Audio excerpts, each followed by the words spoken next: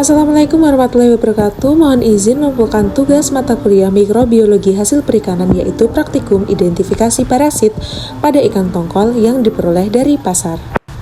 Berikut nama anggota kelompok. Yang pertama, Bunga Randa Pertiwi, Imelda Arin Prastira, Pinke Okta Eki, dan Yohana Febriani. Berikut adalah bahan dan alat dari praktikum. Yang pertama, ikan tongkol. Kedua, larutan NaCl. 1. Pisau, gunting, pinset, timbangan, sarung tangan, mangkok atau baskom. Dan yang terakhir adalah sendok. Berikut adalah tujuan dari pelaksanaan praktikum ini. Berikut merupakan langkah kerja dalam praktikum. Yang pertama, siapkan garam dapur untuk pembuatan larutan NaCl. Kita timbang garam sebanyak 120 gram.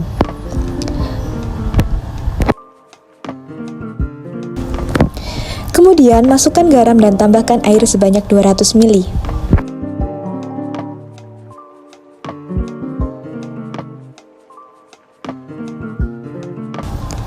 Aduk dengan menggunakan sendok agar garam larut dengan air.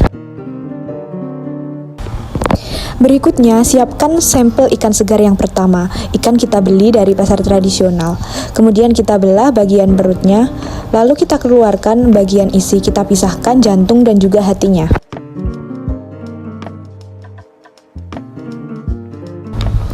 Dalam hal ini sudah bisa kita lihat bahwa ikan sampel yang pertama itu sudah terdapat parasit. Dia berwarna panjang dan berwarna oranye kekuningan. Jika kita menemui parasit yang serupa, bisa kita ambil menggunakan pinset. Kemudian kita taruh di wadah yang berbeda.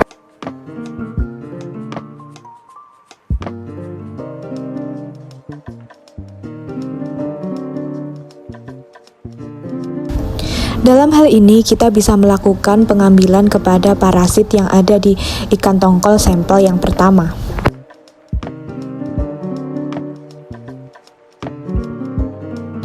Yang harus kita lakukan adalah memeriksa seluruh bagian ikan, tak terkecuali jeroan dan juga daging ikan. Kita lihat apakah terdapat parasit yang serupa atau tidak. Jika sudah, bisa kita ambil untuk kita masukkan ke dalam larutan NaCl yang telah kita persiapkan sebelumnya. Perlu diingat bahwa untuk penyimpanannya harus kita pisahkan antara jantung dan juga hati ikannya. Kemudian untuk parasit yang kita temui di dalam ikan bisa kita simpan ke dalam wadah yang berbeda. Di sini untuk sampel ikan pertama kita menemui parasit berjumlah 5, berwarna merah dan juga kuning keorenan. Mari kita beranjak di sampel ikan segar kedua. Kita menggunakan ikan tongkol yang kita dapatkan di pasar tradisional. Perlakuannya masih sama, namun di sini kita menggunakan ikan tongkol dengan ukuran yang lebih besar. Kita lihat di bagian perutnya. Kemudian kita belah. Belahnya bebas, bisa kita gunakan pisau ataupun juga menggunakan gunting. Untuk cara pembelahannya bisa kita ikuti langkah-langkah seperti yang ada di dalam video ini. Sebagai tambahan informasi, tongkol adalah jenis ikan laut dari suku Scrombidae, terutama menjelajah di perairan dangkal dekat pesisir di kawasan Indo-Pasifik Barat. Tongkol merupakan salah satu jenis ikan tangkapan yang penting bagi nelayan. Nama ilmiahnya adalah Eutinus affinis, masanya 7,7 kg untuk ukuran dewasa.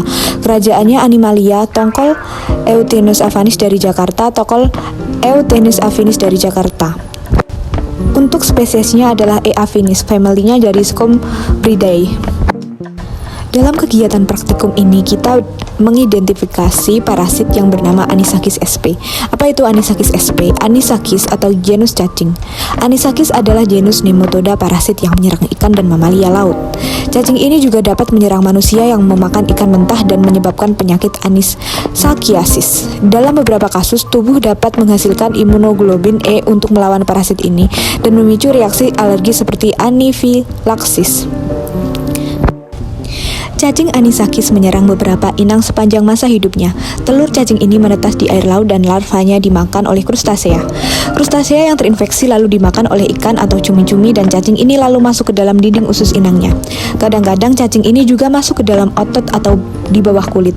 Setelah ikan yang terinfeksi dimakan oleh mamalia laut seperti paus, anjing laut, dan lumba-lumba, cacing ini akan menyelesaikan siklus hidupnya di dalam tubuh inang tersebut. Cacing ini masuk ke dalam usus inang tersebut, berreproduksi dan mengeluarkan telurnya ke air laut lewat tinja inangnya.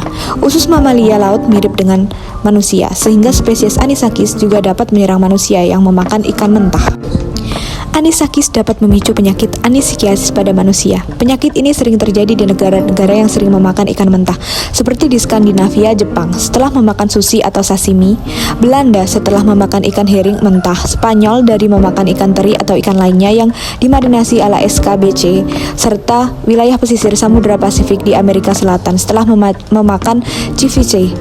Di Jepang, lebih dari 1.000 kasus dilaporkan setiap tahunnya. Dalam waktu beberapa jam setelah memakan ikan yang terinfeksi, cacing ini mencoba mengubur diri ke dalam dinding usus, tapi cacing ini tidak dapat menembusnya dan lalu mati.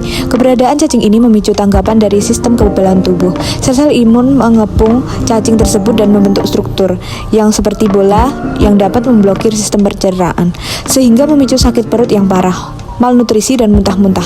Kadang-kadang larva cacing ini juga dimuntahkan. Jika larva ini masuk ke dalam usus besar, penyakit dengan gejala yang mirip dengan penyakit Crohn juga dapat terjadi dalam waktu 1 atau 2 minggu.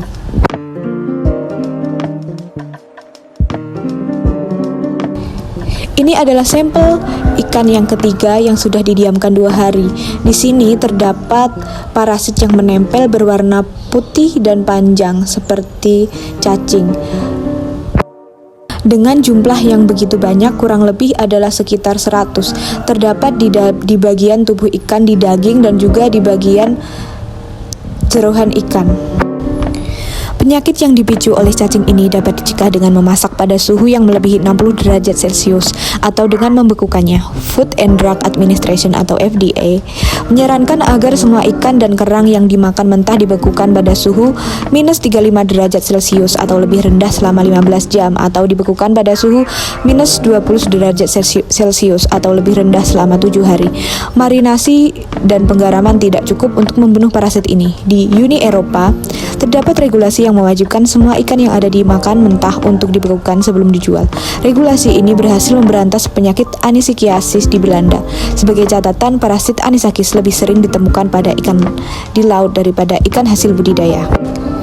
Dari video yang disajikan, terdapat cacing yang masih bergerak-gerak di bagian daging ikan, berjumlah sangat banyak sekali. Kemudian untuk daging ikan ini, dia juga lebih mudah robek, adalah sebagai tanda bukti bahwa dagingnya sudah busuk, kemudian warnanya juga berubah menjadi coklat dan berbau sangat busuk sekali.